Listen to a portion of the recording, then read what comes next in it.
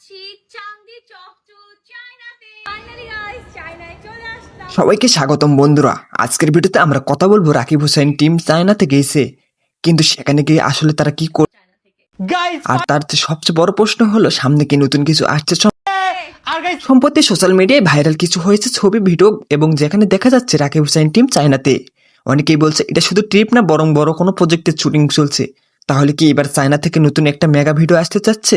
তোমাদের কি মনে হয়? কি হবে আল্লাহ জানে, এতগুলো লাগেজ আমরা কিভাবে রাকিব হোসেন টিম বরাবরই দর্শকদের বড় চমক দিতে ভালোবাসে। গতবার যেমন তাদের ভিডিওতে নতুন লোকেশন গল্পে সবাই অবাক হয়েছিল, এবারও তারা কিছু বড় কিছু করতে যাচ্ছে বলে ধারণা করা হচ্ছে। চায়নার কিছু নতুন লোকেশন, নতুন স্টাইল আর কনসেপ্ট সব মিলে হয়তো আসছে এমন কিছু যা বাংলাদেশের ইউটিউব দর্শকদের জন্য একদম নতুন অভিজ্ঞতা হয়ে যাচ্ছে। কি করবো বলো, এই যে কয়টাই ছিল না। ভাই রে ভাই, ভক্তরা এদের মধ্যে অনেক এক্সাইটেড। অনেকেই বলছে হয়তো কোনো নতুন ওয়েব সিরিজ বা সিনেমেটিক ভিডিও বানানো হচ্ছে, তবে এখনো অফিসিয়ালি কিছু ঘোষণা দেওয়া হয়নি। তাই আমরা অপেক্ষায় আছি রাকিব হোসেন ভাইয়ের অফিসিয়াল আপডেটের জন্য। একটা ছেলে মানুষের এত জিনিস তো কিভাবে বন্ধুরা, লাগে তোমাদের ভাই মধ্যে না? রাকিব হোসেন টিম এবার নতুন কি নিয়ে আসছে অবশ্যই কমেন্ট করে জানাও। ভিডিওটা ভালো লাগলে একটা লাইক দাও, আর রাকিব হোসেন ভাইয়ের নতুন আপডেট পেতে চ্যানেলটা সাবস্ক্রাইব করে রাখো। ধন্যবাদ।